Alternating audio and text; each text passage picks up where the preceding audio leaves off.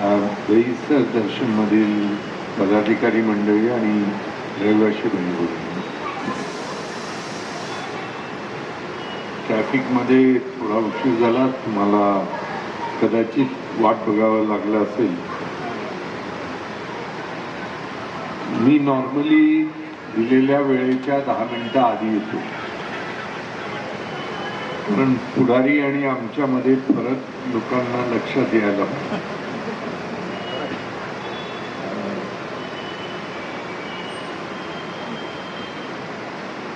अनेक सोसायट्यांमध्ये हे मी जातोय. आज सकाळी चेक केलं तर 5,948 सोसायट्या माझ्या पूर्ण झालेल्या आणि या सर्व सोसायटीमध्ये जाणं, तिथे बोलणं, व्याख्यान देणं, वेळ घालवणं, मदत करणं, याच्याकरता मी कोणत्याही पद्धतीची फी आकारत नाही. कोणत्याही पद्धतीचं above the table, under the table कसलंच ट्रान्झॅक्शन माझ्याकडून होत नाही. हा चळवळीचा एक भाग आहे आणि ही चळवळ रहिवाशांना त्यांच्या अधिकारात जे आहे ते मिळवून देण्यासाठी आहे. आणि म्हणून उर्वरित आयुष्य 25व्या वर्षी मी आमदार झालो. त्यालाही खूप वर्ष झाली, ते 84 साली. आणि त्यानंतर अनेक पदं भूषवली आणि या सर्व पदांवर असताना देखील एक गोष्ट प्रकर्षानं पाळली की कोणत्याही परिस्थितीत ही पदं आपल्याला लोकांची सेवा करण्यासाठी दिली आहे, स्वतःची सेवा करण्यासाठी नाही. अलीकडच्या काळात आउट ऑफ फॅशन आहे माझ्यासारखी माणसं आणि एक्सटिंक्ट स्पीशीजमध्ये आमची गणना केली जाते. दुर्मिळ लोक न सापडलेले आणि पैसे न घेणारा राजकारणात असू शकतो यावर लोकांचा विश्वास बसत नाही. स्वयंविकासाचे इतके प्रोजेक्ट्स, आता 20 प्रोजेक्ट्स कंप्लीट झाले. त्यातून 2,900 कोटीचा टर्नओव्हर सामान्य सोसायट्यांनी केलेला आहे. तर 2,900 कोटीचा टर्नओव्हर करणाऱ्या माणसांनी या प्रोजेक्ट्समधून एक पैसाही घेतला नाही यावरही लोकांचा विश्वास नाही. नाही काहीतरी मिळत असेल हो, नाही तर असं आले का उगाच कोणी फुकटचं काम करेल का, असं लोकांचे अनेक रिॲक्शन्स आहेत. समोर म्हणतात तुम्ही खूप चांगलं काम करता, म्हणून नंतर घरी जातो पण काहीतरी मिळत असेल ना. नाही तर एवढ्या लांबून 2 तास गाडीत बसून 2.5 तास इथे येऊन इथे तास 2 तास बोलणं म्हणजे काहीतरी काय लाभ असल्याशिवाय आहे का, असंही लोक सांगत असतात. समाज इतका अधोगतीला गेलाय की माणसं प्रामाणिक असू शकतात यावरही विश्वास उडालेला आहे. आम्हाला कोणी प्रामाणिक व्हायला सांगितलं नाही. सगळेच जर प्रामाणिक असते तर माझ्यासारख्याला लोकांनी इतका मान दिलाच नसता. इतर लोक नाहीत म्हणून एखादा प्रामाणिक असला तो दुर्मिळ होतो. खरं म्हणजे गुणधर्म, मनुष्य म्हणून आपण जन्माला आलो तर प्रामाणिक असणं हा आपला गुणधर्म आहे. पण आपण आपला गुणधर्म सोडून इतर गोष्टींमध्ये जास्त लक्ष द्यायला लागलो. साधा एखादा राजकारणात जाऊन नगरसेवक झाला की पहिल्या 15 दिवसात इनोवा येते, क्रिस्टा येते, आणखी गाड्या येतात. आमदार झाला म्हणजे काय विचारू नका की BMW किती आणि काय किती. आणि मग पलट्या मारायच्या म्हटल्यावर 50 कोटी 100 कोटी किती पाहिजे तेवढे मिळतात. त्यामुळे लोकप्रतिनिधीवर कोणी किती विश्वास ठेवावा हा महत्वाचा प्रश्न आहे. मी सध्या राजकारणात नाही, कोणत्या पक्षाशी संबंधित नाही, कोणत्या पक्षाच्या बाजूने नाही, कोणत्या पक्षाच्या विरोधातही. माझं 60 होत असताना अनेक जणांनी सांगितलं की 60 वर्ष पूर्ण करताना तुम्ही दान केलं पाहिजे. मी विचार केला की आपल्याकडे काही दान करण्याजोगं काही फार मोठी पुंजी काय आपण जमवली नाही. कोणत्याही पदावर राहत असताना त्यातून काही कमाई करण्याचा हेतू माझ्याकडे नव्हता. त्यामुळे आपण काय दान करावं, तर आयुष्याची पुंजी ही माझी अनुभव आहे माझ्या आयुष्यात. तर माझा अनुभव आणि माझी जी काही बुद्धी किंवा कार्यक्षमता किंवा ज्ञान, या ज्ञानाचं दान याच्या इतकं श्रेष्ठ दान कोणतं असू शकत नाही. आणि ते ज्ञानाचं दान आपण करावं की जेणेकरून कोणतीही अपेक्षा न करताना लोकांनी ज्ञान माझ्याकडून लुटून घ्यावं इतकं दान आपण करावं असं ठरवलं. आणि उर्वरित आयुष्य ह्या ज्ञानदानाच्या चळवळीत स्वयंविकास लोकांना समजावून सांगण्यासाठी देणं, हे मी स्वतःचं कार्य असं समजलं. मला कोणीही हे कर म्हणून सांगितलं नाही.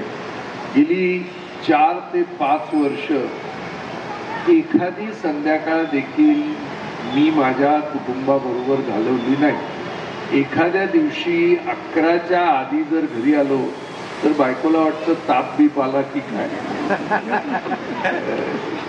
तर अशा पद्धती म्हणजे माझा वाढदिवस, बायकोचा वाढदिवस, लग्नाचा वाढदिवस, मुलांचे वाढदिवस हे असतात, पण त्याच्यात सहभाग घ्यायला माझं कुठे नसतं. मी स्वतःला समाजाकरता वाहून घेतलेलं आहे. आणि आता कुटुंबाच्या लक्षात आलंय की हे आपल्या वाट्याला जेव्हा भेटतील तेव्हा भेटतील, पण त्याच्यापेक्षा पलीकडे काही करू नये. अनेक अनुभव आले. फार कमी वयाच्या वेळेला अनुभव आले आणि कमी वयात खूप असे वाईट अनुभव येऊ नयेत खरं म्हणजे.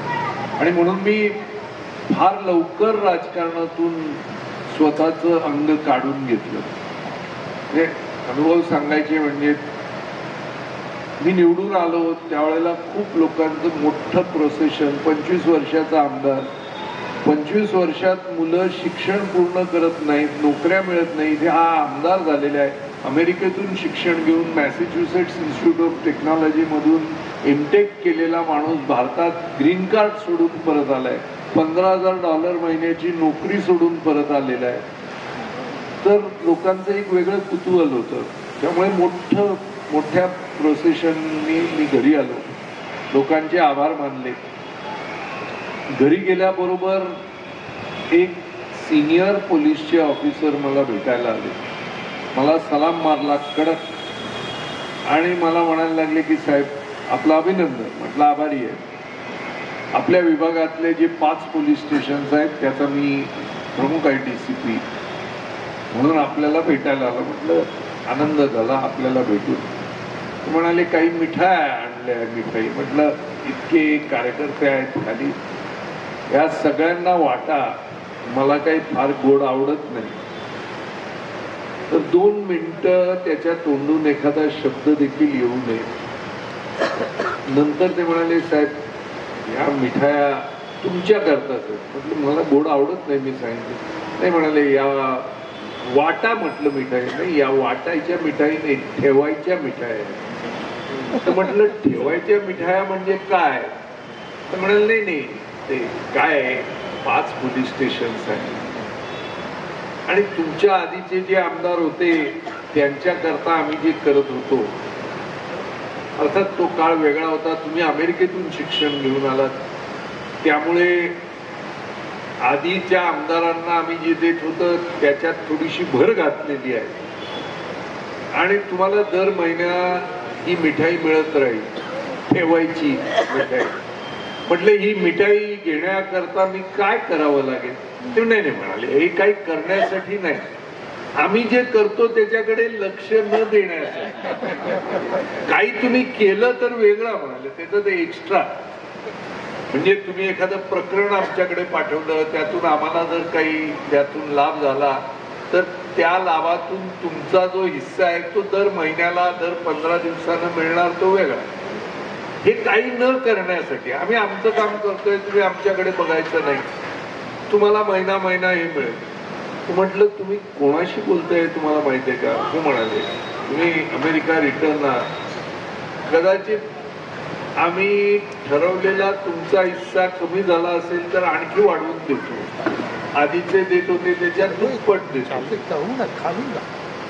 मी विधानसभेमध्ये हा किस्सा माझ्या पहिल्या भाषणात सांगितला, महाराष्ट्र टाइम्स मध्ये लेख लिहिला, त्या माणसाचं नाव लिहिलं, त्याला सस्पेंड करायला लावलं.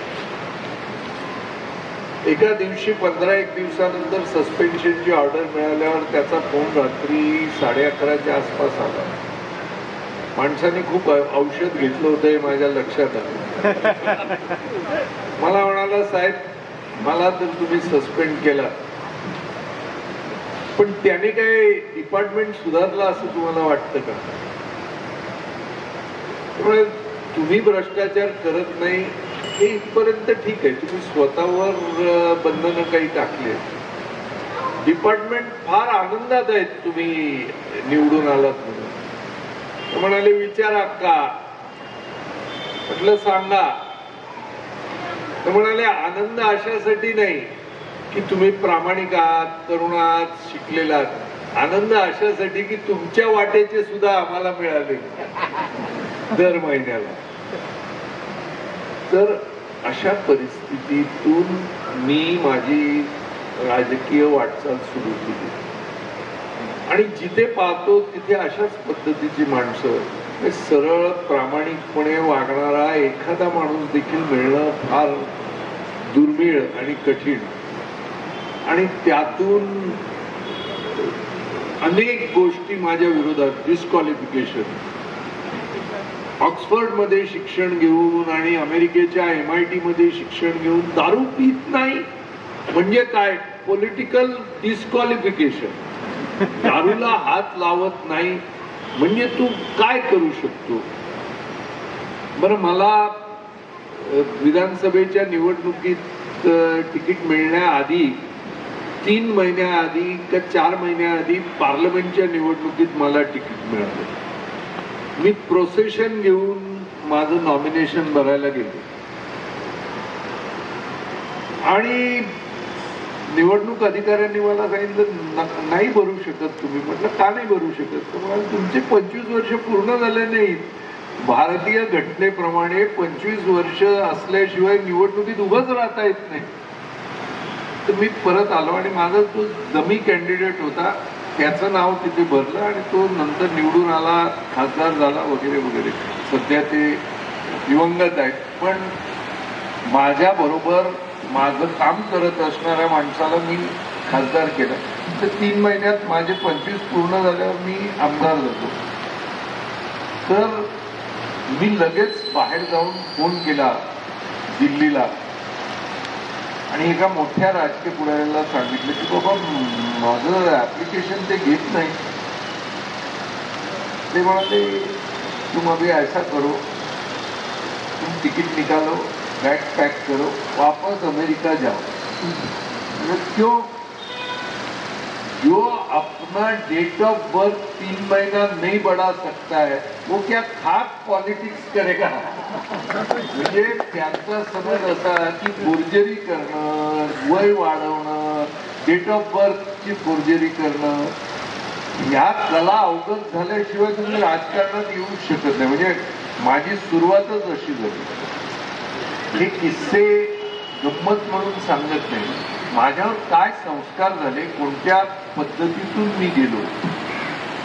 वडील महात्मा गांधींबरोबर 42च्या लढ्यामध्ये जेलमध्ये 1.5 वर्ष. माझ्या मुलाला सेंट झेवियर्स कॉलेजमध्ये ऍडमिशन द्या. किती टक्के मार्क मिळाले? काय 55 मिळाले. म्हटलं सेंट झेवियर्सची कट ऑफ रेट ही 95 आहे. तुम्हाला 1-2% इथे तिथे असतं तर मी बोललो असतो. तुम्ही निवडणुकीत आम्ही काम केलं तेव्हा असं सांगितलं नाही. आता तुम्हाला जर माझ्या मुलाला 50% ऍडमिशन नाही दिलं तर पुन्हा या निवडणुकीच्या वेळेला मग दाखवतो मत द्यायचं. म्हणजे लोक सुद्धा तुमच्याकडून चुकीचं काम करण्याची अपेक्षा ठेवतात. त्यामुळे आपणही चुकीचं काम करायचं, लोकांनाही तुमच्याकडून चुकीचं काम करायचं. त्यामुळे तुम्ही इतर चुका केल्या, भ्रष्टाचार केला, त्यांना काही देणं घेणं नाही. माझं काय ते चुकीचं काम करून दिलं नाही याचा राग. आणि मग राजकीय पुढारी त्याचा फायदा घेतात, चुकीचं काम करतात, पैसे खातात. निवडणुकीच्या वेळेला त्यातले काही वाटतातही. काही लोकांना असे नका निवडणुकीच्या वेळेला 2-3 हजार प्रत्येक मतामागे मिळाले त्याचा आनंद होतो. आणि अशातून माझी जडणघडण झाली. आणि ह्या इतक्या गटारात देखील मी थोडासा या सर्व गोष्टींपासून अलिप्त राहिलो. आणि त्यामुळे लोकांना फार हा आपल्यापेक्षा अधिक शिकलेला, आमदारांपैकी कोणी ग्रॅज्युएट झाले तर फार मोठं होतं त्या काळात, त्याच्यात पोस्ट ग्रॅज्युएट, ऑक्सफर्डमध्ये शिक्षण, जे कॉलेज ऑफ आर्किटेक्चर मधून आर्किटेक्चरची पदवी, त्यानंतर रॉकफेलर फाउंडेशन स्कॉलरशिप, MIT मध्ये M Tech, Massachusetts Institute of Technology, इथे भरपूर MIT आहेत भारतात. तर भुजबळांची सुद्धा एक MIT आहे. त्यामुळे आणि या सगळ्यानंतर त्यांना ह्या डिग्र्या वगैरे बघून त्यांना माझा सवाल, मी आलो एखाद्या दालनात आणि इतर लोक बसले की पटकन गप्प बसायचे की हा कोण बाहेरचा माणूस आला याच्यासमोर. त्यामुळे मला त्यांनी कधी आपल्यातलं मानलंच नाही. आणि मला त्याचा अभिमान वाटला की मी त्यांच्यासारखा होऊ शकत नाही याचा मला नेहमी अभिमान वाटला. आणि त्या अभिमानातून मग ही संधी मिळाली. त्यामुळे लोकांना जाऊन त्यांचे अधिकार समजावण्याची ही संधी मी घेतली आणि त्यातूनच ही स्वयंविकासाची संकल्पना. आता पुनर्विकासाचे 2 मार्ग, एक सरळ साधा सोपा मार्ग तो म्हणजे बिल्डरकडे जाणं. आज कदाचित मीटिंग बिल्डर ठरवण्याकरता असती तर काल रात्री सगळ्यांना काजू कतरीचे 1-1 किलोचे बॉक्स 61 लोकांच्या घरी आले असते. काही जणांना कुर्ता पायजमे आले असते. आज जेवण कुठेतरी चांगल्या हॉटेलमधून बोलवलं असतं, म्हणजे मीटिंग नंतर जेवून जा, बिल्डर तर्फे सगळं झालेलं आहे. आता याला खर्च झालेला पैसा हा आपल्याकडूनच वसूल होतोय हे आपल्यापैकी अनेकांना कळत नाही. म्हणजे फुकट काही मिळालं तर त्याचा आनंद वेगळा असतो. त्यामुळे हे फुकट माझीच लूट करून मलाच मिळतंय याचा अनेकांना कळत नाही. म्हणजे मी तुम्हाला विचारायचं की तुमच्या खिशात किती पैसे आहेत, व 50 रुपये आहेत ते 500 रुपये आहेत, तर ते 500 रुपये मी घ्यायचे आणि तुम्हाला अर्धा कप चहा द्यायचा आणि हे भडे फुकट आहे. तसं फुकट घर देण्याच्या निमित्तानं आपण नंतर कॅल्क्युलेशन करून दाखवू की आपली लूट कशी होते. आणि मग आपल्याला लुटीतून मिळालेला पैसा हाच आपल्याला तो दाखवणार की आपल्यावर उपकार करतोय. याच्यामुळे काय झालं की मुंबईत 5800 प्रोजेक्ट्स बिल्डरकडे गेल्यानंतर 10 वर्ष किंवा अधिक वर्ष ठप झाली. दहिसरमध्येच आज मी माहिती घेतली तर 71 प्रोजेक्ट्स बिल्डरांकडे गेल्यानंतर ठप झाले. याचं कारण साधं की अनोळखी माणसाला इरिव्होकेबल पॉवर ऑफ अटर्नी आपण देऊन मोकळे होतो. पॉवर ऑफ अटर्नी म्हणजे काय, तर पॉवर ऑफ अटर्नी देणाऱ्या माणसाची जी प्रॉपर्टी आहे त्या प्रॉपर्टीची विल्हेवाट कोणत्याही पद्धतीनं करण्याचे अधिकार दुसऱ्याला देणं याला पॉवर ऑफ अटर्नी म्हणतात. तो ती विकू शकतो, तो ती तारण ठेवू शकतो, तो ती गहाण ठेवू शकतो. तुम्ही ज्या जागेचे मालक, तुमचा मालकी अधिकार त्याला तुम्ही देता. अजिबात अनोळखी माणसाला तुम्ही आणता आणि त्याच्यावर विश्वास ठेवतात आणि त्याला आपल्या जमिनीवर काही करण्याचे अधिकार देतात आणि ते सुद्धा इरिव्होकेबल. इरिव्होकेबल म्हणजे कधी न मागे घेणारी अशी पॉवर ऑफ अटर्नी. म्हणजे नंतर आपण चूक केली हे तुम्हाला कळलं तरी तुम्ही मागे घेऊ शकत नाही. भारतीय घटनेमध्ये असं म्हटलंय की any document between two individuals if it is heavily biased in favour of an individual could be ab initio null and void because it doesn't follow the law of equality. Equality किंवा समानता ही आपल्या घटनेत preamble मध्येच लिहिलेली आहे. पण अग्नीला साक्ष मानून 7 फेरे जरी घेतले तर उद्या त्याच नवऱ्याने दारू पिऊन येऊन जर तुम्हाला मारलं तर डायव्हर्स देण्याची पण तरतूद आहे कायद्यात. पण इरिव्होकेबल पॉवर ऑफ अटर्नी मध्ये एक्झिट क्लॉजच नाही आणि तरी आपण डोळे बंद करून इरिव्होकेबल पॉवर ऑफ अटर्नी देतो. नोकरी करणारे देशपांडे काका आणि काका, ही गोष्ट 2010ची आहे. देशपांडे काकांच्या बिल्डिंगीत सगळ्यांनी सांगितलं की काका तुम्ही स्टेट बँकेत काम करताय, आपल्याला पुनर्विकास करायचा आहे, बिल्डरला आणूया. ऍडव्हर्टाईज दिली, 24 बिल्डरांचे अर्ज आले, सगळ्यांचे इंटरव्ह्यू घ्यायला लागले. 4-5 बिल्डर, मोठे मोठे बिल्डर आले, त्यांचे इंटरव्ह्यू घेतले. शेवटी एक बिल्डर आला, तो म्हणाला मैं कौन हूँ तुमको मालूम है क्या? ये सब लल्लू पंजू का तुम इंटरव्यू देते हो, ये मेरे नाखून के बराबर भी नहीं है. ऐसे 10-25 लोगों को तो मैं रोज चबा के खाता हूँ. असं त्यांनी त्यांना सांगितलं. देशपांडे काका फार घाबरले, म्हणाले आप बहुत बड़े हैं लेकिन महीन में प्रॉपर्टी के रेट इतने ज्यादा है. 2010 से बनते कि मेरा 2 बेडरूम का घर है, अगर 2 बेडरूम के घर में कहीं माहिन में ढूंढूंगा तो मेरे को 50,000 रुपये का भाड़ा देना पड़ेगा. त्यांनी फाईल घेतली आणि विकून दिली. तुम 50,000 रुपये का भाड़ा मांग रहे हो, मैं नहीं करता हूं तुम्हारा काम, तुम जाओ लल्लू पंजू. 1000 रुपये के भाड़े में आप अगर रहेंगे तो कम से कम मेरे सिलेबल में जो आने वाले हैं उनकी लेवल का आप बन सकते हैं. देशपांडे काका म्हणाले की देवाने साक्षात देवाचा दूतच पाठवला, हा बिल्डर नाही, हा देव आहे. आम्ही 50,000 रुपये मागतो तर तो 70,000 रुपये भाडं देतो. आता याच्या एवढा मोठा देवदूत आणखी कोण असणार? ही पूर्ण कथा मी माझ्या लेखात महाराष्ट्र टाइम्स मध्ये लिहिलेली आहे. देशपांडे काका माझ्यावर फार नाराज झाले की आमचं कुटुंबाचं ची गोष्ट तुम्ही का लिहिली म्हणून. पण झालं त्याच्याशी. देशपांडे काकांनी घरी जाऊन चावी आणून दिल्या, घे बाबा, 70,000 जर देत असशील तर पहिल्या 1 वर्षाचा ऍडव्हान्स आणि शिफ्टिंग चार्जेस आणि ब्रोकरेज मिळून 10 लाखाचा चेक माझ्या पगाराच्या किती पट होत आहे. शेवटी त्या बिल्डरला द्यायचं ठरलं. सगळ्यांनी घरं खाली करून दिली. बिल्डरनी 10 लाखाचे चेक सर्व 2 बेडरूम वाल्यांना आणि छोट्या फ्लॅट वाल्यांना कमीचे चेक दिले आणि ते त्यांनी वेगवेगळ्या ठिकाणी भाड्यानं गेले.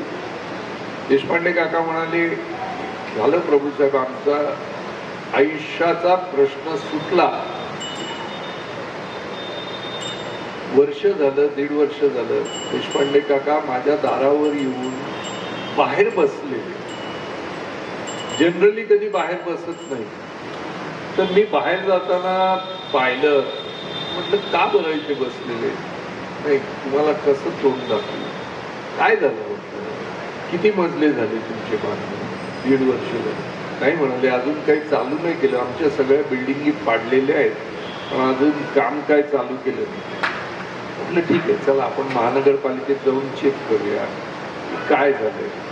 महानगरपालिकेतून हे कळलं की अजून प्लॅन सबमिट सुद्धा झालेला नाही. 1.5 वर्षानंतर 2 वर्षात घरं बांधून यांना परत करणार म्हणून ऍग्रीमेंट केलेलं. 1.5 वर्षाने प्लॅनच सबमिट झालेला. सबमिट करून कमीत कमी 8 महिने प्लॅन मंजुरीला लागतो. मग देशपांडे काका म्हणाले आता काय करायचं.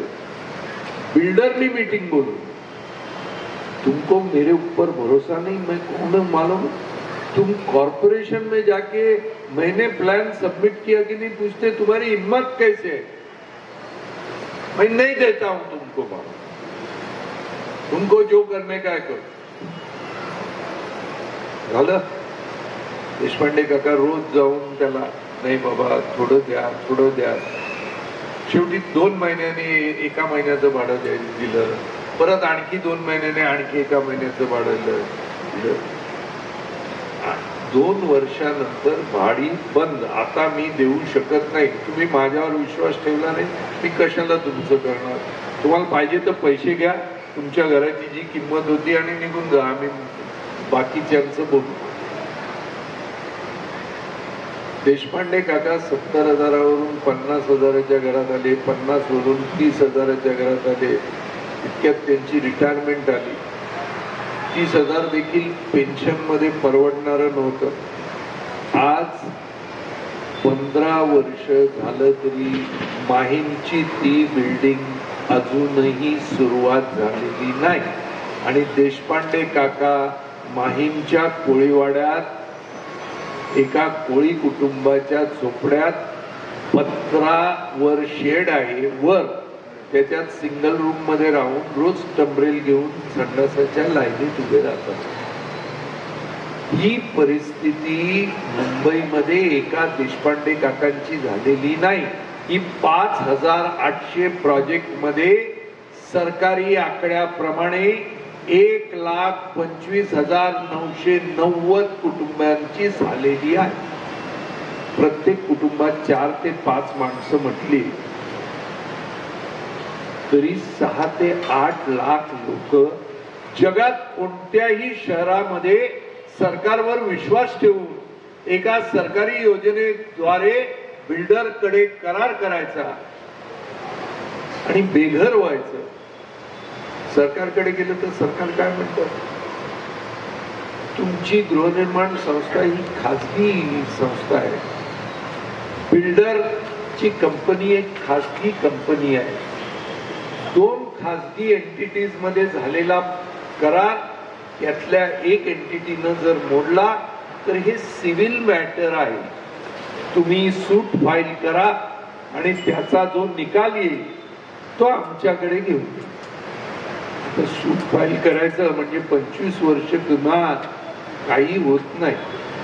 म्हणजे ज्यांनी सह्या केल्या ते सगळे वर्षपर्यंत घरं मिळायचे चान्सेसच नाही. आज देखील देशपांडे काकांचं वय झालेलं आहे 75च्या घरात. आज देखील त्यांचं घर कधी होईल आणि ते कधी परत येतील अशी परिस्थिती नाही. जगाच्या पाठीवर असं कोणतंच शहर नाही जिथे इतके लोक बेघर झालेली आहेत. काय दोष होता त्यांचा, तर त्यांनी सरकारने सांगितलं हा काय. याचा विचार करण्यासाठी आम्ही काही लोक एकत्र बसलो.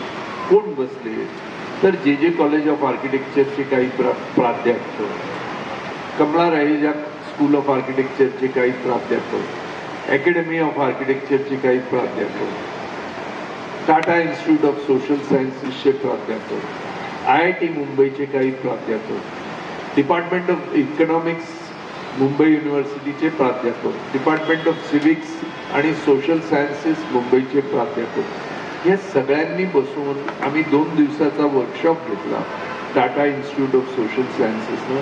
आणि ह्या मॉडेलला का पर्यायी मॉडेल येऊ शकतो का याच्यावर आम्ही 2 दिवस विचार केला. आणि या विचारातून मग मला सांगण्यात आलं की एक ऑल्टरनेट मॉडेल तुम्ही वर्कआउट करा आणि त्यातून स्वयंविकासाची कल्पना, स्वयं पुनर्विकासाची कल्पना ही मांडली गेली. आणि ती स्वयं पुनर्विकासाची कल्पना मग विकसित होत गेली. आणि ती विकसित झाल्यानंतर एका माजी मुख्यमंत्र्यांनी मला अट्टहासाने सांगितलं, अरे पुस्तकी घोडे दौडवण्यात काय मजा आहे, असे थिसिस खूप लिहितात हो, पण करून दाखवा एखादं तरी. मग मी ठरवलं की स्वयंविकासाची संकल्पना आणि थिसिस लिहिणं हे माझ्या हातात होतं, पण लोकांना त्या बाबतीत कन्व्हिन्स करून त्यांना मदत करून ते मूर्त स्वरूप उभं करणं किती कठीण होतं. आणि म्हणून मी रोज भिक्षांदेही म्हणत प्रत्येक सोसायटीकडे जायचं आणि त्यांना ही नवीन संकल्पना समजावून सांगायची. सुरुवातीला माझ्यावर विश्वास ठेवणारी फार कमी लोक होती. हो चांगलं आहे, हुशार आहे माणूस, चांगलं भाषण केलं, टाळ्या वाजवून लोक विसरून जायचे. माझ्याकडे काही यंत्रणा नाही, कोण पीए नाही, कोण संघटना नाही, कोण पक्ष नाही, साधं ऑफिस देखील नाही की संघटनेच्या माध्यमातून की आज तुम्ही मला बोलवलं तर उद्या परत दहिसर दर्शनला फोन करून की बाबा काय लोकांची रिॲक्शन झाली. हे करण्याकरता माझ्याकडे काही सोय नाही. रोजचे 300-350 ईमेलला उत्तर मलाच द्यावं लागतं, रोजचे 600-750 व्हॉट्सअपला उत्तर मलाच द्यावं लागतं. माझं काम मलाच करायला लागतं. कारण मी जर ऑफिस केलं, लोक नेमले तर त्यांना मला पगार द्यावा लागणार. पगार मी संस्थेकडून कोणत्या तरी सोसायट्यांकडून घ्यावा लागणार. म्हणजे मी जे ज्ञानदान करण्याचा जो संकल्प केलाय त्याला तडा जाईल. आणि ही मी सुरुवात केली आणि आज 20 प्रोजेक्ट्स पूर्ण झालेले आहेत. 40 प्रोजेक्ट्स हे विविध स्तराला आहे. कुठे 10 मजले झालेत, कुठे 15 मजले झालेत. 6-1 महिन्यात ते 40ही पूर्ण होतील. 60 प्रोजेक्ट्स मध्ये प्लॅन मंजूर झालेले आहेत. पैशाची व्यवस्था कशी करावी यावर आमची चर्चा चालू आहे. 1370 सोसायट्यांनी स्वयंविकासाचा ठराव मंजूर केलेला आहे. तर ही चळवळ हळूहळू छोटी होती ती मोठी होत गेली आणि आज मुंबईमध्ये या 1370 प्रोजेक्ट जर माझे उभे राहिले तर किमान 2,80,000 कोटीची उलाढाल या स्वयंविकासाच्या चळवळीतून उभी राहील. आणि अशा पद्धतीची चळवळ न भूतो जगामध्ये कुठेही झालं नाही, ते मुंबईने करून दाखवलं. ही करण्याची ही संधी आहे. आता हे समजून घ्यायचं स्वयंविकास आणि बिल्डरांच्या विकासामधला फरक, तर काही गैरसमज तुम्हाला मनातून काढून टाकावे लागतील.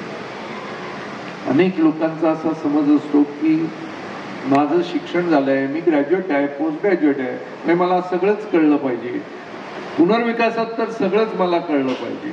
असं नसतं. बाळबोध गोष्टी आपल्याला माहीत नसतात, पण आपल्याला वाटत असतं की आपल्याला माहित आहे. आता साधं उदाहरण, एक प्रश्न मी विचारतो त्याच्यात 90% लोक उत्तर चुकीचं देतात. ग्रॅज्युएट, पोस्ट ग्रॅज्युएट, PhD देखील उत्तर चुकीचं देतात. साधा प्रश्न, बिल्डिंग कोण बांधतो, त्याच्यात 90% लोक म्हणतात बिल्डर. उत्तर चूक. कोणताच बिल्डर बिल्डिंग बांधत नाही. तो बिल्डिंग बांधतो त्या प्राण्याचं नाव ठेकेदार किंवा कॉन्ट्रॅक्टर असते. बिल्डर ठेकेदाराकडून बांधकाम करून घेतो, कॉन्ट्रॅक्टर कडून बांधकाम करून घेतो. एखादा बिल्डर एका कॉन्ट्रॅक्टर कडून करून घेतो, एखादा बिल्डर 4 कॉन्ट्रॅक्टर कडून करून घेतो, एखादा बिल्डर 10 कॉन्ट्रॅक्टर कडून करून घेतो. पण काम ठेकेदार करतो, बिल्डर केवळ मॅनेज करतो हे सगळं. त्यामुळे बिल्डिंग बांधण्यासाठी बिल्डरकडे जाण्याची आवश्यकता नाही. दुसरा गैरसमज असा की बिल्डर स्वतःच्या खिशातून पैसे घेतो. मी आयुष्याची 10 वर्ष, ते सांगायला विसरलो की राजकारणातून अलिप्त झाल्यानंतर मुंबई विद्यापीठात मास्तरकी केली, ती चालूच आहे. पण मास्तरकीच्या पगारात मुलांचं शिक्षण होईना. जेव्हा आमदार झालो तेव्हा लग्न देखील झालं नव्हतं. नंतर लग्न झालं, मुलं झाली, त्यांना उत्तम शिक्षण द्यायचं. मी परदेशात शिक्षण घेतलं तर माझ्या मुलांनी किमान परदेशात शिक्षण, जर त्यांची शैक्षणिक पात्रता असेल तर त्यांनी घ्यावं. त्याच्याकरता तितक्या स्तराला त्यांना शिक्षण मिळावं याची पात्रता माझ्यामध्ये असली पाहिजे. म्हणून काय करावं, तर नोकरी करणं भाग आहे. म्हणजे शिक्षण मी चालू ठेवलं, पण त्याच्यातून मिळालेला पगार एक शिक्षक म्हणून फार कमी होता. तर या देशामध्ये बिल्डरांना पैसे पुरवणारी सगळ्यात मोठी जी संस्था होती, 30,000 कोटी बिल्डरांना कर्ज पुरवण्यासाठी देशातली सगळ्यात मोठी संस्था, त्या संस्थेत मी नोकरी केली ॲज अ चीफ ॲडवायझर. आणि त्यातून करतात. त्यानंतर तिथे तो जो फंड होता तो लिमिटेड पिरियडला असतो. फंड म्हणजे कायमची नोकरी नसते. तर तो फंड 5 वर्षापुरता असतो, कॉन्ट्रॅक्ट 5 वर्षापुरतं असतं. त्यानंतर त्या फंडात आपण राहत नाही. मग मी देशातल्या टॉपमोस्ट 5 बिल्डर पैकी 3 बिल्डरकडे प्रत्येकी 3 ते 4 वर्ष नोकरी केली. त्यातून आर्थिक परिस्थिती माझी बऱ्यापैकी चांगली करून घेतली. त्यांनी माझी खूप काळजी घेतली. म्हणजे 7 आकडी पगार महिन्याला दिला. लक्षात घ्या, चांगली माझी काळजी घेतली. त्यांच्या क्वार्टर्स मधून म्हणजे जुहूला बंगला मिळाला. सगळं काही व्यवस्थित माझं त्यांनी त्या पिरियड मध्ये केलं. हे सांगण्यामागे हेतू इतकाच की मी जे हे अनुभव सांगतोय हे बिल्डरकडे नोकरी केलेल्या माणसाचे अनुभव आहेत. त्यांनी माझी काळजी, इकॉनॉमिक्स कळतं, त्यांना माहिती आहे. त्याला SPV असं म्हणतात, स्पेशल पर्पज व्हेइकल. एक प्रोजेक्ट, एक कंपनी. त्या कंपनीमध्ये बिल्डरचं पेडअप कॅपिटल $1,00,000 ते $2,00,000. आपल्याकडून घेतलेली पॉवर ऑफ अटर्नी बाजारात तारण ठेवायची आणि त्याच्या अगेन्स्ट बाजारातून पैसे उचलायचे आणि त्या पैशानं प्रोजेक्ट करायचा. त्यामुळे बिल्डर स्वतःच्या खिशातले पैसे टाकतो. हा जर गैरसमज कोणाचा असेल तर तो काढून टाकावा. कारण पैसे जर बुडाले, बिल्डर आता ही कामं 5,800 मध्ये सोडून का गेली? पैसे बुडाले तर कोणाचे बुडले? ज्यांनी गुंतवले त्यांचे बुडले. बिल्डरचं काहीच बिघडलं. म्हणून बिल्डरला फरक पडत नाही. प्रोजेक्ट चालेल न चालेल, चालला तर चालला, पैसे मिळाले, नाही मिळाले सोडलं तरी काही त्याचा फरक पडत नाही. तर ही गुंतवणूक ही बिल्डर स्वतःच्या खिशातली करत नाही. म्हणजे तो गैरसमज ज्याचा असेल तर तो काढून टाकावा. बिल्डर कोणाकोणाकडून पैसे घेतात त्याची यादी मी करेन आणि कसे करतात ह्याचा मला अनुभव आहे. कारण मी बिल्डरकडे नोकरी करून बिल्डर करता पैसे मिळवले आणि बिल्डरना पैसे देणाऱ्या फंड मध्ये नोकरी करून बिल्डरांना पैसे दिले आहेत. त्यामुळे ही प्रक्रिया मला पूर्णपणे अवगत आहे. तर तिसरा गैरसमज की बिल्डर बांधकाम आपल्याला चांगलं करून देतो. पुनर्विकासाच्या सर्व बिल्डिंगी तुम्ही जाऊन बघा. मूळ रहिवाशांच्या बांधकामाचं स्पेसिफिकेशन बघा आणि विक्रीचं स्पेसिफिकेशन बघा. जमीन आसमानाचा फरक आहे. कारण त्याला तुमच्या घराच्या बाबतीत काही इंटरेस्टच नाही. त्याला विक्रीचे दर सेलेबल लवकर विकले जातील आणि माझे पैसे कसे मिळणार. तुम्हाला नगास न म्हणून कबुतरांच्या खुराडाप्रमाणे तुम्हाला टाकायचं आणि समाजामध्ये दुफळी निर्माण करायची. जिथे सिंगल बिल्डिंग असेल तशी तुमची आहे तिथे तर फारच अजब. तळमजला ते 9वा मजला मूळ रहिवाशांना, वरचे मजले विकत घेणाऱ्यांना. म्हणजे एंट्रन्स तुमचा वेगळा. 9 मजल्यापर्यंत तुमची लिफ्ट जाते, ती त्याच्यावर जात नाही. विकत घेणाऱ्यांचा एंट्रन्स दुसरा, त्याची लिफ्ट तळमजला ते 9 मजला थांबतच नाही, ती 9 पासून सुरू होते. म्हणजे ते वरचे आणि तुम्ही खालची. बिल्डरांच्या शब्दामध्ये तुम्ही मफतिया म्हणजे पुख्ते, वो मफतिया लोगों को एक जगह में जमा कर दो, उनको घर देना है ना, करो कुछ भी दे दो उसको, आपको क्या फरक पड़ता है. अपना सिलेबल पे ध्यान रखता. त्यामुळे क्वालिटी आपल्याला मिळते. अनेक वेळेला आपण सर्वंट क्वार्टर वजा म्हणजे जिथे 2-4 बिल्डिंगी असतात तिथे कोपऱ्यात कोणत्या तरी बिल्डिंगीत आपण आणि दर्शनी भाग संबंध फ्री सेलच्या लोकांना द्यायचं. म्हणजे चातुर्वर्ण जो संपला असं आपण म्हणत होतो तो नवीन पुन्हा उभा केला.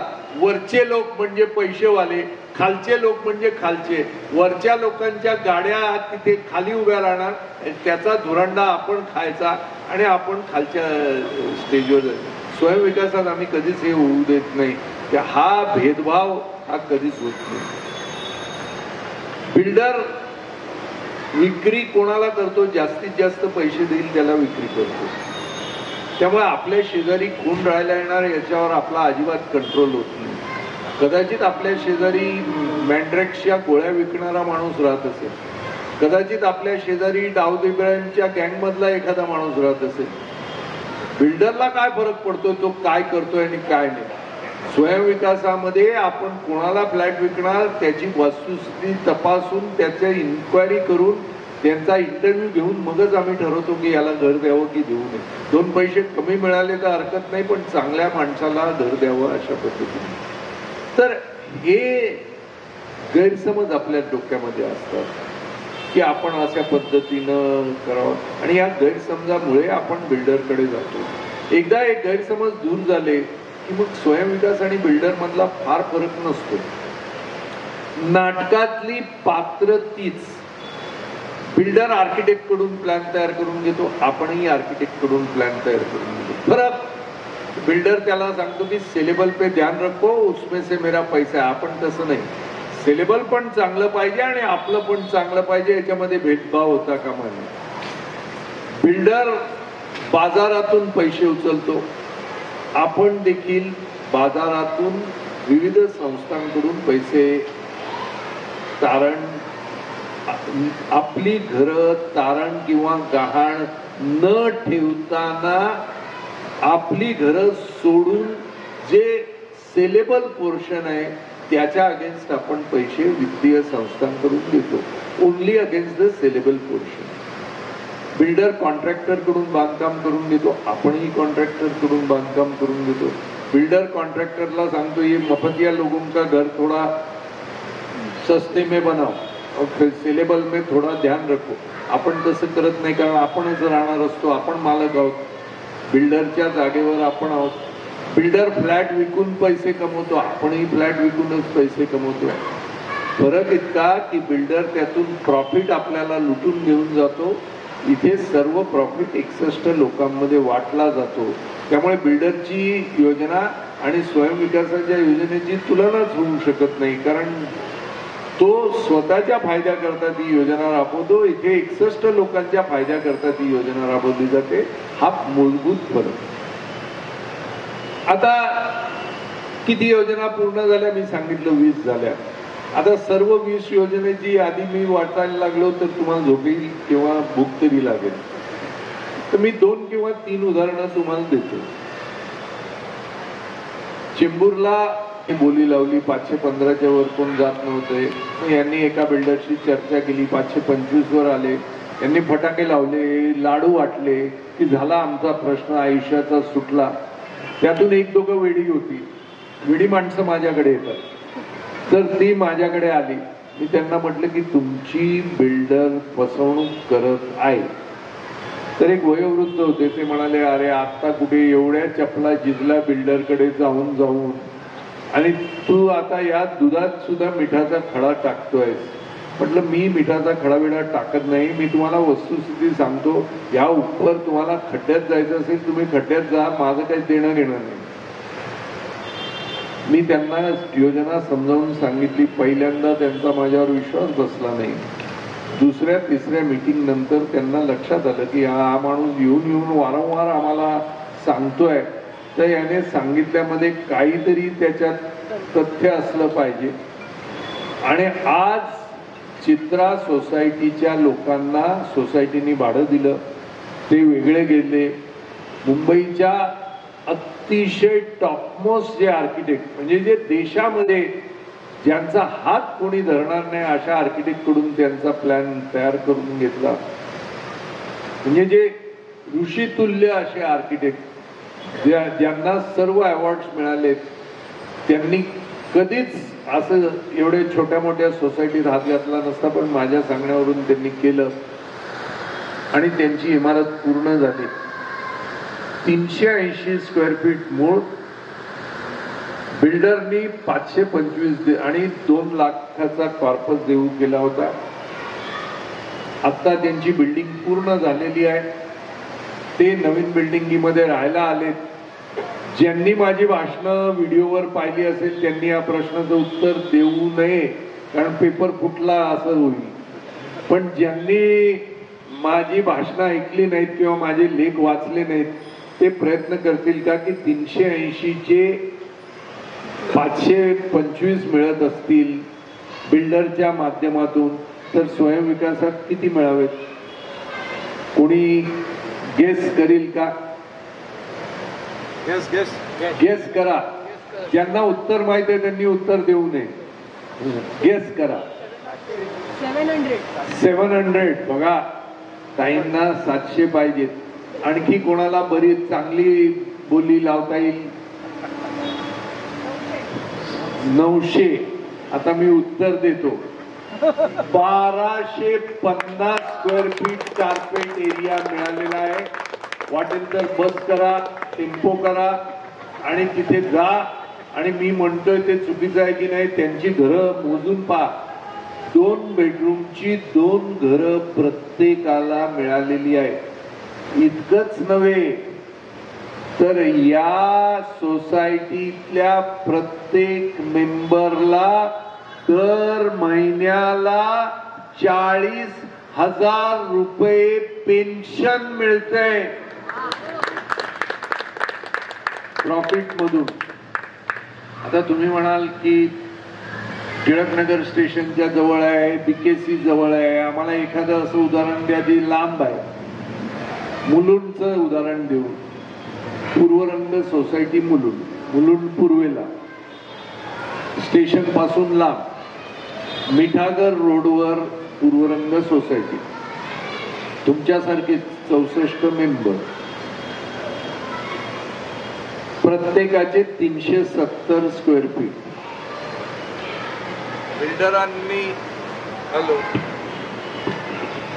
बिल्डरांनी सांगितलं की 500च्या वर देताच येत नाही, कायदाच नाही म्हणाले असं देण्याचं. बिल्डरांना काही सांगायचं तर बिल्डर म्हणतात असं कायदाच नाही.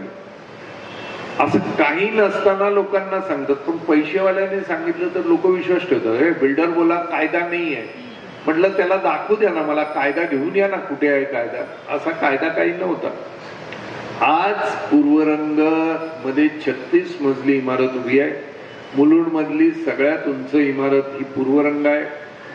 त्यांना भाडी सोसायटीने दिली, सगळं काही दिलं.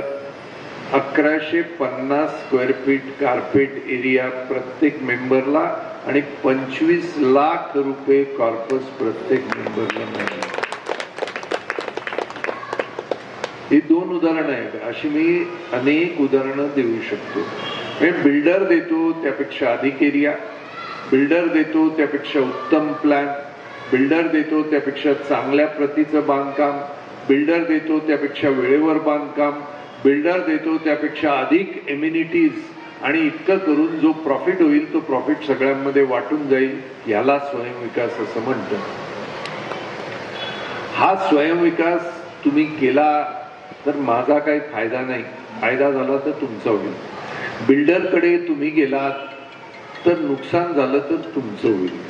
जे बिल्डरकडे जाऊया म्हणतात ना त्यांना विचारा की उद्या बिल्डरनी भाडं बंद केलं तर तुझं घर विकून मला भाडं देणार आहेस का? तर मी बिल्डरचा विचार करतो. तू लिहून देतोस का? की हा बिल्डरकडे गेल्यानं जर त्याने उद्या भाडं बंद केलं किंवा क्वालिटी कन्स्ट्रक्शन दिलं नाही तर रिपेअरिंग माझा फ्लॅट विकून मी तुम्हाला करून देईन, ते लिहून दे. मग बिल्डरचा विचार करू. सांगायला बरं आहे, बिल्डर द्यावं ना, हवं दुनिया करती है हम भी करेंगे असं सांगणारी लोक भरपूर आहेत, पण त्यांच्याकडून लिहून घ्या. कारण अशा लोकांमुळेच सगळी वाट लागते. त्यांना मिळतात पैसे आणि इतरांना खड्ड्यात ते टाकतात स्वतःच्या पैशामुळे. त्यामुळे बिल्डरकडे हा नाद आपण करू नये ही विनंती करण्यासाठी मी आलेलो आहे. आता केवळ 2 विषय मी मांडणार आहे आणि नंतर आपण आपली कॅल्क्युलेशन्स करणार. पहिला विषय असा की ही एवढी मोठी चळवळ झाल्यावर सरकारलाही वाटलं की आपण काहीतरी केलं पाहिजे. हो, हे चंद्रशेखर प्रभू एकटा जाऊन सगळ्यांना सांगतोय आणि 1 मॅन आर्मी करतोय आणि आमची छितू होत आहे. पण मी गव्हर्नमेंटला सातत्यानं हिणवतोय, तुम्ही काय केलं? स्वयंविकासाची संकल्पना तुम्हाला किती वर्षापूर्वी सांगितली, तुम्ही काय केलं काय? म्हणून मग गव्हर्नमेंटनी GR काढला. GR कधी आला? 13 सप्टेंबर 2019. आज आपण कुठे आहोत? 2025. 6 वर्ष झाली हा GR येऊन. पण कोणाला माहिती आहे का की असा GR आलाय? काय त्या GR मध्ये? नंबर 1 विंडो सिस्टीम, म्हणजे एक IAS ऑफिसर नेमला जाईल ओनली फॉर सेल्फ रिडेव्हलपमेंट, आणि जे सेल्फ रिडेव्हलपमेंट मध्ये जातील त्यांची सगळी कागदपत्र अप्रुव्हलला त्या IAS अधिकाऱ्याकडे जाणार. महानगरपालिकेमध्ये 40 टेबल जर असतील तर ते 40 टेबलावर तो घेऊन जाणार, आपण जायचं नाही. आपल्याकडून पूर्तता होणार नसेल तर ती पूर्तता तो सांगणार, हे पेपर्स तुमच्याकडे नाही, तुम्ही घेऊन या. 6 महिन्याच्या आत त्यांनी सर्व अप्रुव्हल आपल्याला मिळून द्यावे असं त्याच्यावर बंधन आहे. आणि त्याने जर 6 महिन्यात मिळवलं नाही तर डीम्ड कन्व्हेन्स तुमचा जसा झाला तसं डीम्ड अप्रुव्हल, तुम्ही टाकलेले प्लॅन अप्रूव्ह. हे कोण म्हणतं? मी म्हणत नाही. तुम्ही तुमच्या फोनवर गुगलमध्ये जा, 13 September 2019 department of housing GR on self redevelopment type करा. हा GR येईल, मराठीत आहे, इंग्लिशमध्येही ट्रान्सलेशन मिळेल. हा point number 1 window system. Point number 2, तुम्ही जर कर्ज घेतलं तर कर्जाचे 4% व्याज हे गव्हर्नमेंट भरणार. तुम्ही 12% व्याजानं कर्ज घेतलं तर तुम्ही 8% भरायचे, गव्हर्नमेंट 4% भरणार. तुम्ही 8% व्याजानं कर्ज घेतलं तर गव्हर्नमेंट 4% भरणार, तुम्ही 4% भरायचे. नंबर 3, बिल्डरकडे तुम्ही गेलात आणि बिल्डरनी 50 फूट किंवा 100 फूट ऍडिशनल दिले तर त्याच्या मार्केट रेट प्रमाणे तुम्ही स्टॅम्प ड्युटी भरायला लागते. स्वयंविकासामध्ये तुमचे 300 फूट आणि तुम्हाला 1000 फूट जरी मिळाले तरी कितीही एक्स्ट्रा एरिया मिळाला तर स्टॅम्प ड्युटी इज 1000 रुपीज. तुमचा मार्केट व्हॅल्यूवर स्टॅम्प ड्युटी सेल्फ रिडेव्हलपमेंटला नाही, आणि हे ऑलरेडी लागू झालेलं आहे. नंबर 4, जो FSI बिल्डरला मिळतो त्याच्यापेक्षा 10% अधिक FSI सेल्फ रिडेव्हलपमेंटला मिळणार. Number 5, LUC land under construction tax जो बिल्डरला भरायला लागतोय तो बिल्डरला जितका भरायला लागतोय त्याच्या 50%च आपल्याला भरायला लागणार.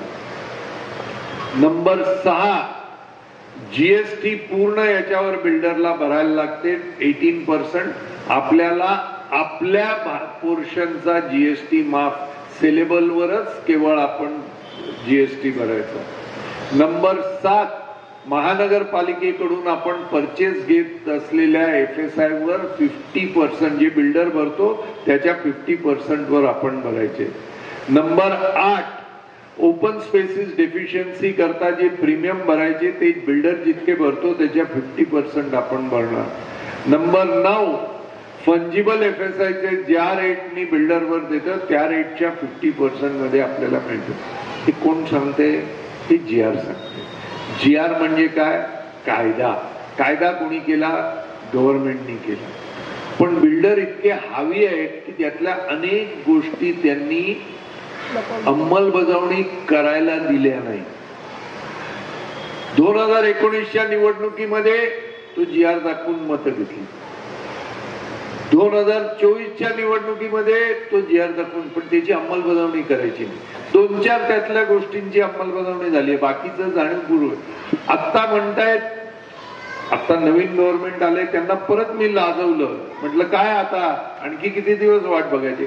आता त्यांनी काहीतरी ठराव केले की आता अंमलबजावणी येणार. मला माहित आहे की आता ते म्हणणारच, कारण आता परत कॉर्पोरेशनच्या निवडणुका आलेल्या.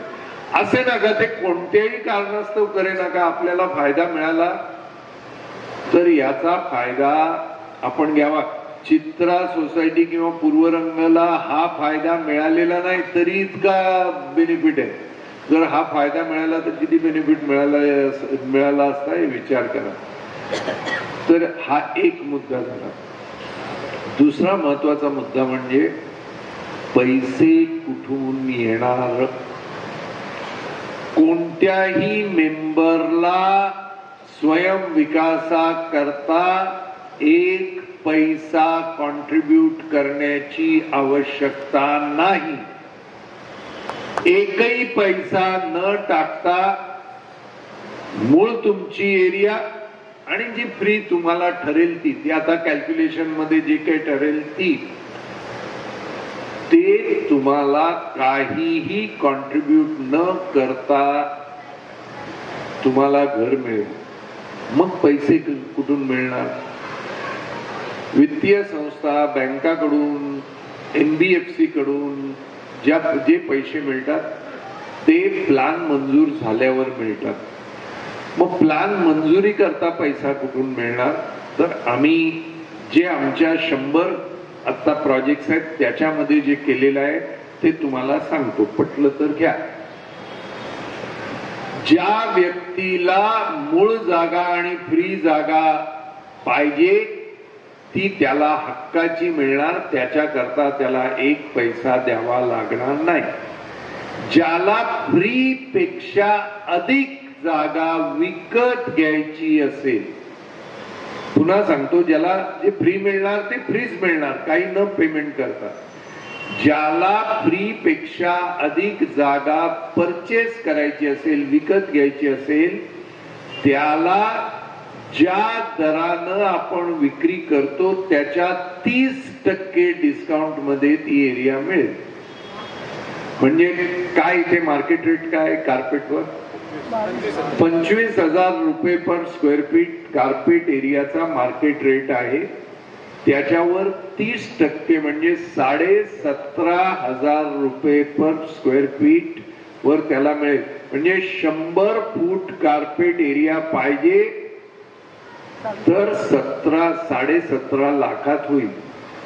त्याला 17.5 लाख भरायला लागणार का? नाही. ज्याला 100 फूट एक्स्ट्रा पाहिजे त्याला 20%, 17.5 लाखाचे 20% म्हणजे 3.5 लाख रुपये त्याला सोसायटीकडे द्यावे लागतील. कॅश भरावे लागतील का? नाही. चेक भरावा लागेल का? नाही. तुमचे पैसे जर बँकेमध्ये फिक्स डिपॉझिट मध्ये असतील, कोणत्याही बँकेत, ते विड्रॉ करायचे नाही. त्याची रसीद घेऊन सोसायटीकडे यायचं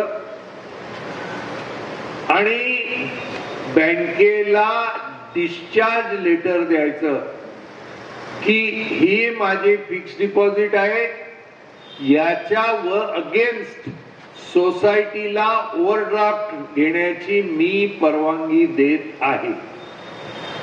म्हणजे आपल्याला कर्ज मिळाल्यानंतर ते पैसे फेडले जातील. आपले जे डिस्चार्ज लेटर आहे ते परत घेतलं जाईल आणि आपले फिक्स डिपॉझिट विथ इंटरेस्ट आपल्याला मिळेल.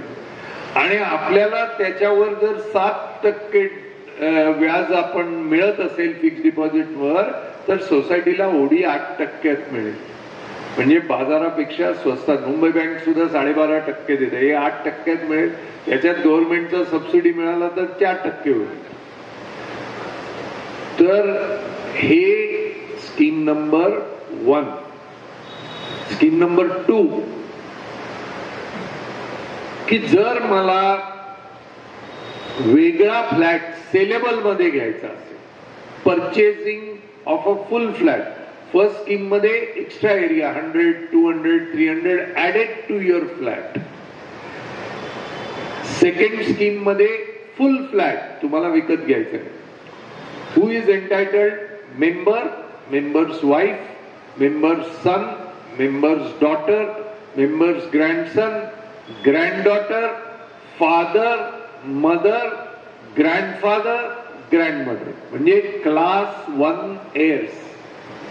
क्लास 1 जे वारस आहेत त्यांना हा एक्स्ट्रा फ्लॅट विकत घेताना 20% डिस्काउंट, म्हणजे 25,000 रुपीज पर स्क्वेअर फीट. जर कार्पेट एरिया आहे तर 20,000 रुपीज पर स्क्वेअर फीट मध्ये त्यांना फ्लॅट विकत घेता येईल. म्हणजे जर त्यांनी 500 फुटाचा फ्लॅट घेतला तर 5,000 rupees per square feet into 500 square feet किती झाले? 25 लाख रुपयाचा त्यांना डिस्काउंट मिळेल आपल्या मेंबर्सना. Scheme number 2. स्कीम नंबर 3 मेंबरचे भाऊ बहीण, मेंबरच्या मिसेसचे आई वडील भाऊ बहीण. आई वडील कशाला? कोविड मध्ये माझ्या मिसेसला माझ्या सासूबाईंना आणि सासऱ्यांना भेटायला जायचं होतं पण जाता आलं नाही.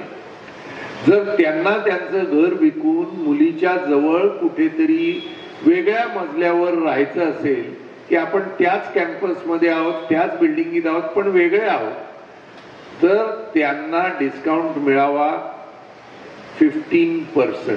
स्कीम नंबर 3 मेंबरचे भाऊ बहीण, मिसेसचे आई वडील भाऊ बहीण, त्यांची मुलं नातवंड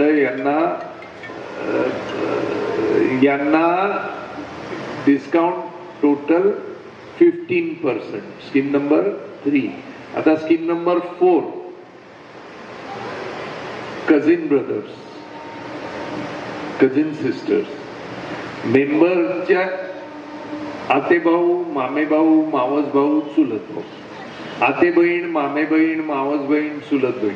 मेंबरच्या वडिलांच्या भावाची मुलं, मेंबरच्या वडिलांच्या बहिणीची मुलं, मेंबरच्या आईच्या भावाची मुलं, मेंबरच्या आईच्या बहिणीची मुलं, मेंबरच्या मिसेसच्या वडिलांच्या भावाची मुलं, मिसेसच्या वडिलांच्या बहिणीची मुलं, मिसेसच्या आईच्या भावाची मुलं, मिसेसच्या आईच्या बहिणीची मुलं.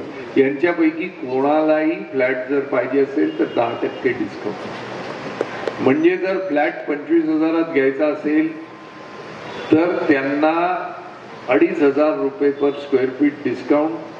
500 स्क्वेअर फीटचा फ्लॅट जर घ्यायचा असेल 12.5 लाख रुपये. जरी तुमच्या कुटुंबातल्या लोकांनी फ्लॅट घेतला नाही तरी ते म्हणणार आहे माझ्या चुलत भावांनी मला ऑफर दिली, माझ्याकडे पैसे नव्हते म्हणून मी घेतले नाही, पण 12.5 लाख रुपयाचं मला डिस्काउंटची ऑफर माझ्या चुलत भावांनी दिली, माझ्या आतेभावांनी दिली, माझ्या मावस. म्हणजे तुमच्या कुटुंबांमध्ये तुमची पत वाढते. त्यांनी विकत घेतलं तर चालेल, विकत नाही घेतलं तरी माझी आठवण काढून मला ऑफर दिली माझ्या भावाने, माझ्या बहिणीने, 12.5 लाख माझे कमी करण्याची ऑफर दिली. ही स्कीम नंबर 4 फॉर कझिन्स. आता स्कीम नंबर 5. बिल्डिंग तुमची 20 मजल्याची झाली. मला लक्की आहे, मला 7व्या मजल्यावर घर पाहिजे. एरवी अलॉटमेंट लॉटरी पद्धतीनं होणार, पण नाही, मला लॉटरीत जायचं नाही, मला 7व्या मजल्यावर पाहिजे. दुसऱ्याचं म्हणणं काय? मी वास्तूमध्ये मानतो, माझं किचन पूर्वेला असलं पाहिजे, पूर्वेला किचन असणारच मी घर घेणार. तिसरा काय म्हणतो? माझ्या गुरुजीने सांगितलंय हा फ्लॅट विकत घेतला तर मला 1 कोटीचा लाभ होणार, त्यामुळे मला हाच फ्लॅट पाहिजे कारण माझ्या गुरुजीने सांगितलं. चौथा काय म्हणणार, तुमच्या बिल्डिंगचा काय भरोसा आहे, लवकर पोझिशन पहिल्या मजल्यावरच मिळतं, मला आधी पोझिशन मिळायला पाहिजे, मला पहिल्या मजल्यावरचाच फ्लॅट द्या. म्हणजे फाउंडेशन ग्राउंडला दुकानं काढली, पहिला मजला बांधला की मला माझं घर मिळालं. आणखी कोणी म्हणेल की बाबा नाही मला सगळ्यात वरच्या मजल्यावर पाहिजे, मला अख्खं दहीसर दिसलं पाहिजे, बोरिवलीचा नॅशनल पार्क देखील माझ्या घरून दिसला पाहिजे, मला बायनॉक्युलर घेऊन लेपर्ड्स बघायला पाहिजे, असं एखाद्याला असेल तर त्यांनी सोसायटीला 5 लाख रुपये कर्ज द्यायचे, देणगी नाही. हे बघा, तुमचा फोन नंबर लास्ट 5 डिजिट्स 3333 पाहिजे, तुम्ही पैसे देता. तुमच्या गाडीचा नंबर 9 पाहिजे, तुम्ही पैसे देता. तुमच्या स्कूटरचा नंबर पाहिजे, तुम्ही पैसे देता. ते दान देता, इथे दान नाही, कर्ज घ्यायचं आणि ते कर्ज will be adjusted against your extra area if you buy extra area. If you don't buy extra area, तुम्ही जर एक्स्ट्रा एरिया विकत घेतला नाही तर ते व्याजासह कर्ज तुम्हाला परत मिळेल. तुम्ही जर ते 5 लाख रुपये दिले, ते 5 लाख रुपये सोसायटीच्या नावावर ठेवले जाणार नाही, ते तुमच्या नावावर फिक्स डिपॉझिट मध्ये ठेवले जाणार. त्याचं व्याज तुम्हाला मिळणार. जेव्हा तुम्हाला ते रिफंड होतील ते विथ इंटरेस्ट तुम्हाला मिळेल. सुरुवातीला त्याच्यावर ओव्हरड्राफ्ट घेण्याचा अधिकार सोसायटीला मिळणार. त्या ओव्हरड्राफ्ट मधून सोसायटीला सुरुवातीचा अप्रुव्हलचा प्रोसेस पूर्ण करता येणार. तर या 5 स्कीम्स मधून सुरुवातीचे पैसे आपण उभे करू शकतो. आणि स्कीम नंबर 6, हे 5ही याच्यातून किती एरिया बुक होतो ते आपण करायचं. फ्लॅट जर उरले तर 61 मेंबर्सना सोल सेलिंग एजन्सी, प्रत्येक मेंबरला 1 फ्लॅट विकण्याचा अधिकार. म्हणजे काय, तर फेसबुक, इंस्टाग्राम, व्हॉट्सअप वरून तुम्ही आपले प्लॅन आपल्या सोशल नेटवर्कवर सगळ्यांना सांगायचे. कोणी जर तुमच्याकडे आलं आणि आपला फ्लॅट जर विकत घेतला तर त्याच्याकडून 2% ब्रोकरेज हे मेंबरला मिळेल. म्हणजे घर तयार होताना फर्निचरचा पैसा देखील त्या ब्रोकरेज मधून आपल्याला निघेल. ही स्कीम नंबर 6. या 6 योजनातून आम्ही पैसे उभे केले आहेत. सूर मीच लावला होता की आपण स्वतः बिल्डिंग बांधायची, बिल्डरला उभंच करायचं. कारण आतापर्यंत बिल्डरने जे जे आम्हाला अनुभव दिले, अनुभवापेक्षा ताप दिला, त्या तापातून आम्ही ताऊन सलाखून निघालेलं. आणि त्या ताऊन सलाखून निघालेल्या या अनुभवाला तुमच्यासारख्याचं उत्तम मार्गदर्शन मिळालं.